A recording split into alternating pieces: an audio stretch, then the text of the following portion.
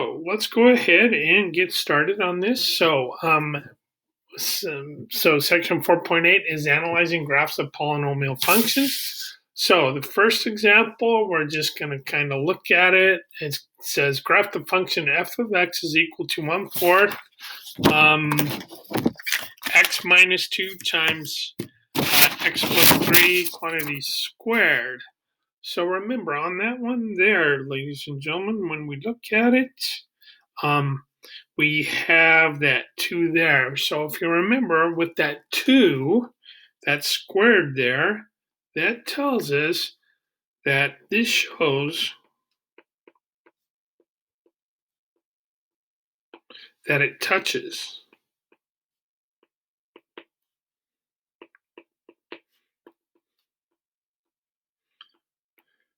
So we talked about that earlier. It's going to touch because when it's even, it touches the x-axis. When it's odd, and remember that's kind of like x minus 1 to the first power. 1 is an odd one. So that tells us it's going to go through. All right. So now what it's saying is if we follow these steps, we should be able to do the problems.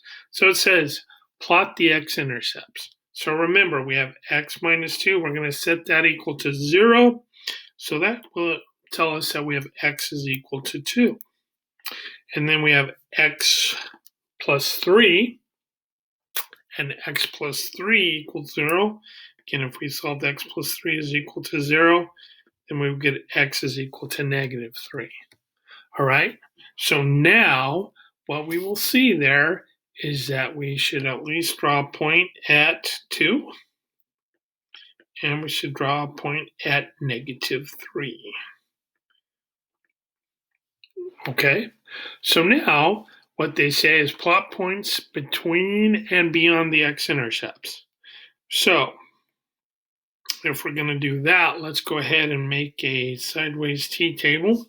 So we're going to do an x and we're going to do a y there. All right. And let's go ahead and again, I just chose some points. All right.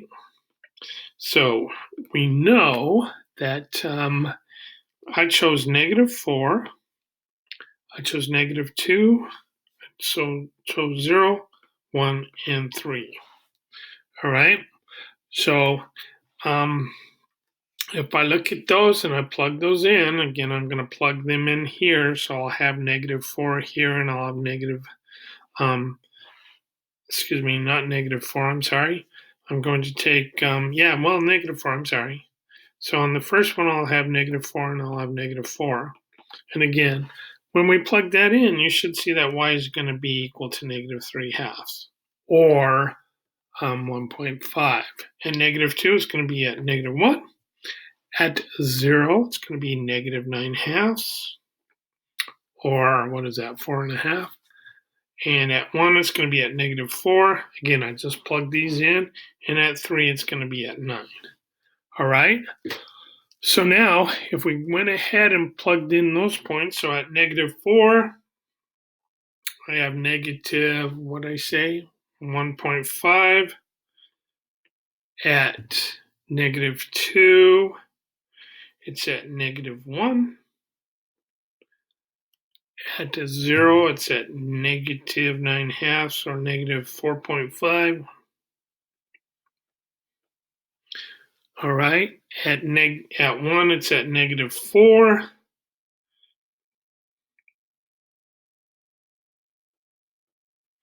And then I went on 1 on the opposite side of 2. So at 3, I have at 9. So at 3.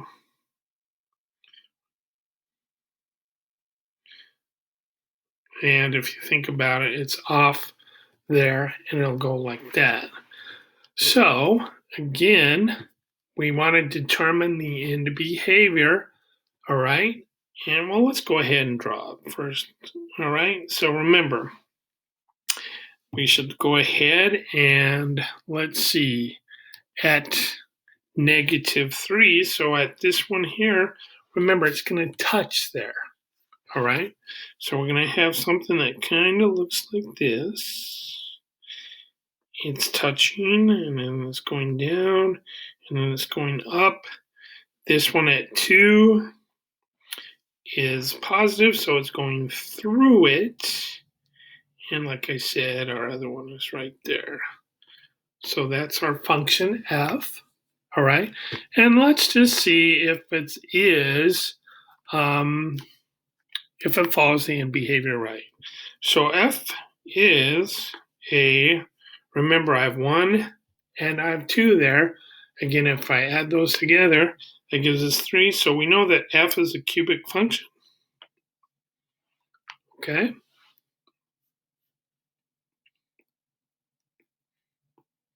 And what is our leading coefficient?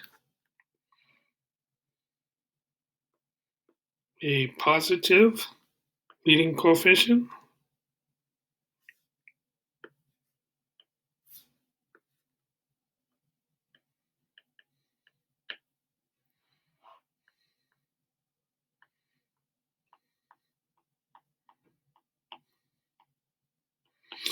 And so remember, if we think about that, we'll just go ahead and write this down because we drew the graph already. That was step 4, but sometimes it makes sense to go ahead and look at what we're thinking. But does it follow our in behavior correctly? So as x goes to negative infinity, remember on the odd function, it should say that f of x is going to go to negative infinity. And as x goes to positive infinity, f of x goes to positive infinity. Is that what happened? Yes. So we know that this is a good graph, okay? So your homework on this time is going to be your just odds. I'm trying to make it easy here for you these last couple of weeks, all right? So try it, do the graph, and then check the answer in the back of the book, ladies and gentlemen, and you should see that you're okay there, all right? So now what I want you to do is on this next one, I put it on the graph for you, all right? And I'm just going to say, what we're going to look at here is the location principle. So that's a new thing that we're going to talk about. So the location principle helps find real zeros of polynomial functions. Now I'm going to show it to you. I'm going to actually have the graph ready for you, but then I'm going to hide the graph because remember, those of you who are going to pre-calculus, you will probably have to do some of these without the aid of your calculator. So I'm going to show you where it is. I'm going to show you what the answer is, but then I want you to hide it, like I'm going to show you how to hide it, and then you can kind of check and see if your answer is right. All right, so the location principle says that if f is a polynomial function and a and b are two real numbers such that f of a is less than 0, so there's your f of a, and your f of b is greater than 0. Now remember, it could go the other way, but what they want you to know is that somewhere in between those two, all right, if one of them is greater than 0 and one of them is less than 0, between those two, you're going to have a 0. Again, remember 0 is an answer that crosses the x-axis. So, and that's going to be at least one real 0 between a and b. Remember, not an imaginary one. We've talked about those again already, but we're talking about a real 0. So example 2, last one here, is find all real zeros of f of x is equal to 4x cubed plus 28x squared plus 21x minus 18. Now, we talked about the rational root theorem. Now, if I was to do that, remember, it's P over Q. Man, if I did this one, it would show that we would have 26 possible rational zeros. All right? Well, you don't want to look at all of those. All right? So what it's saying is we're going to use a graphing calculator to make a table. Now, I did look at our one here using Desmos. So I did kind of find something to do here. So I'm going to show you here. Here's the graph. I've already put it in Desmos for you. And again, remember, 0 is where it crosses the axis. So if we look here, again, there's one there at -6 and 0. And again, I'm going to show you without the 8 of the graph, and we're going to see that we're going to get the same ones. So then I have -1.5. So what is that? That's a -3/2. And then I have one here at 0.5 and 0. Okay. So I'm just going to show you, we're going to get those answers, but I want to do it without that. So the rational root theorem, oops, sorry about that. The rational root theorem, now remember, here's a funny story. Earlier, I would have stopped this and started all over again. But now I'm kind of getting comfortable. You notice I make mistakes too. So, sorry. I'll just keep going on. All right. So now I just showed you all three of those, and we're going to see that all three of those are zeros. Remember, since it is a to the third power there, ladies and gentlemen, remember, we talked about this earlier. We know that we at least have to have 3 zeros. Again, some of them might be imaginary, but in this case, all three of them are regular. So if you're using Desmos, like I suggested, again, if we were at school, we'd be using our Inspire calculators, but we can't do that right now. So I'm going to show you. You can plug this in, kind of see what the answers are, but then I want you to go over here, and I want you to go up here to where the graph is, and I want you to click on that. You click on that. Oh, look, it went away. Oh, no. What do we do? So, and the reason I'm showing you is because I want to make a table. So if I do that, then I can go over here. See this setting button? It'll say Edit List. And if you look, hey, here's one that looks like a table. So we're going to look at a table. All right. So now if I'm looking at that, it's showing us that -2 is at 20, -1 is at 15, 0 it's -18, at 1 it's 35. So I want you to kind of look at which ones change. All right. So from positive to negative or negative to positive. All right. So kind of keep that in your mind, that graph right there. All right. And we'll go back to what our answer is once I get done here. So we're going to make the table by using the graphing calculator there. All right. So now I'm going to take this, and again, this is what we noticed, but I'm just going to show you. So I'm going to call that X, and remember f of X or Y. F of X is just a fancy way of writing Y. And if we looked, I'm going to show you the ones that we noticed. At -1, it was at -15. At 0, it was -18. Well, those didn't change. But at 1, it was positive 35. All right.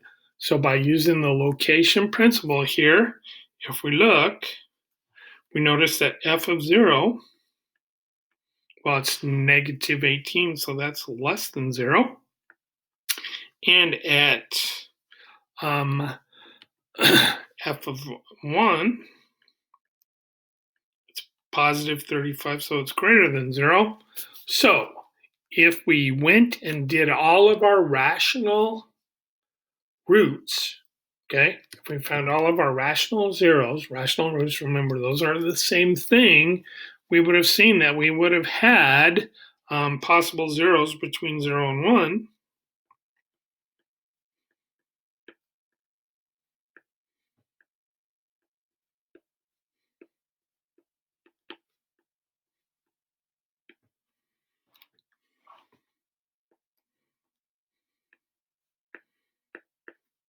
Again, if you look at that, those would have been 1/4 and 1/2. So we just looked at it. Again, I'll show it to you real quick here. I'll go ahead, and this little back arrow will take us and go back to our equation. And if I do that, that gives us our graph. Again, we said it was 1/2. So we'll go ahead and try 1/2. So we're going to try 1/2. If you just had to find all of them, remember, you would have used the synthetic division. And if it was a 0, you would have gotten no remainder. All right. So what we're going to do is we're going to go ahead and use synthetic division for this one here. So we're going to say again, remember what I do is I take my coefficients. So on this one here, I had 4, I have 28, I have 21, and I have negative 18. Okay, again, put a line between the last two. The last one should be a remainder. Remember, in this case, our remainder, since we know it is a 0, we should have a remainder of 0. All right, so I'm going to take the 1/2 here, and I'm going to bring the 4 down. So what is 1/2 of 4? Well, that'll be 2. All right, and then I add them. 28 plus 2 is 30. 1/2 of 30 is 15. 21 plus 15 is 36. And half of 36 is 18. And again, as expected, ladies and gentlemen, our remainder is 0. So 1/2 is a 0.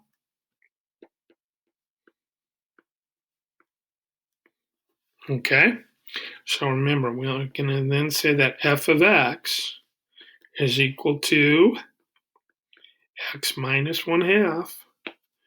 What's left? 36, 30, and 4. So remember, that's our constant. That's our x to the first. That's our x to the second. So then what's left is we have 4x squared plus 30x plus 36. Okay? So now remember on this part right here, do we have a common factor there? Is there something that you can pull out and you would say, oh yeah, I think I can pull out a 2. So the common factor,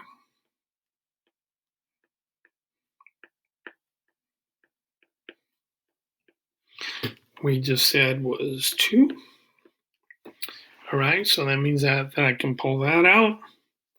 So if I go, let's go ahead and stay with the same color so I can show it to you a little better.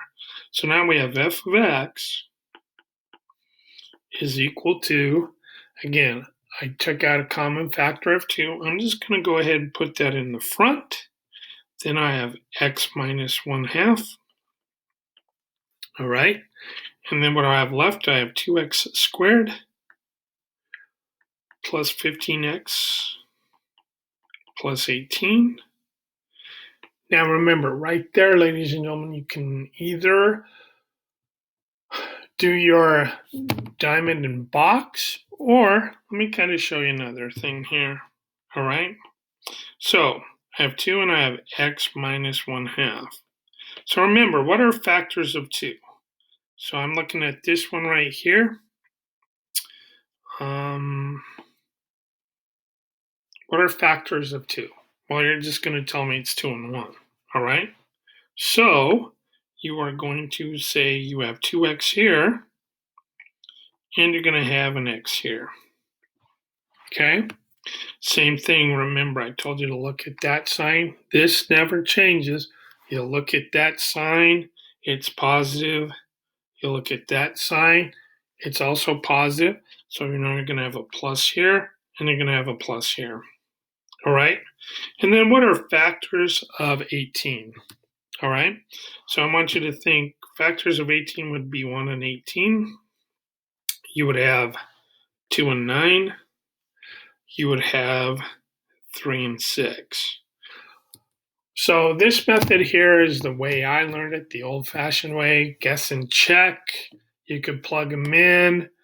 But remember, what you need is whatever you have here, it has to add up to 15. All right?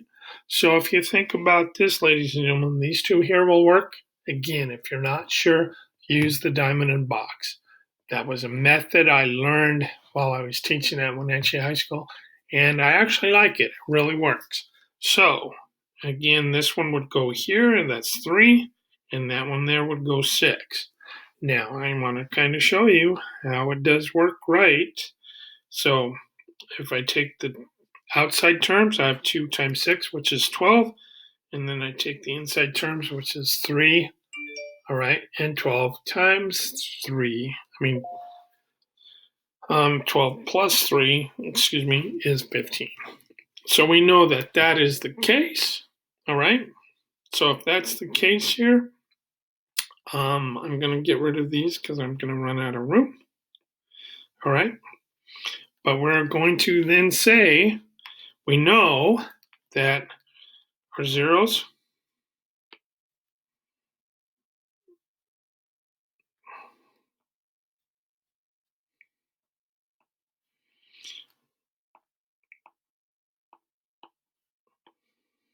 are, remember, it's going to always be the opposite of that sign there. So for that one, we're going to say x is equal to 1/2. On this one right here, let's look at the 2x. Remember, I'm setting them equal to 0, so 2x plus 3 is equal to 0. All right. If I do that, I'm going to get 2x is equal to -3, or x is equal to -3/2. So x is equal to -3/2. And then on this last one here, again, you're going to tell me that x is equal to -6. All right. So again, as a quick check here, let's go ahead and see. So that was 1/2 or 0.5, and that's -1.5. So let's look here, our zeros here, 0.5 or 1/2, -1.5 and 0, and -6 and 0. So we were correct, ladies and gentlemen. Again, my suggestion, use this, hide the graph, and make sure and see if you get the same answer. Okay? Not that many problems. They're all odd. I did that on purpose so you could look in the back of the book to make sure.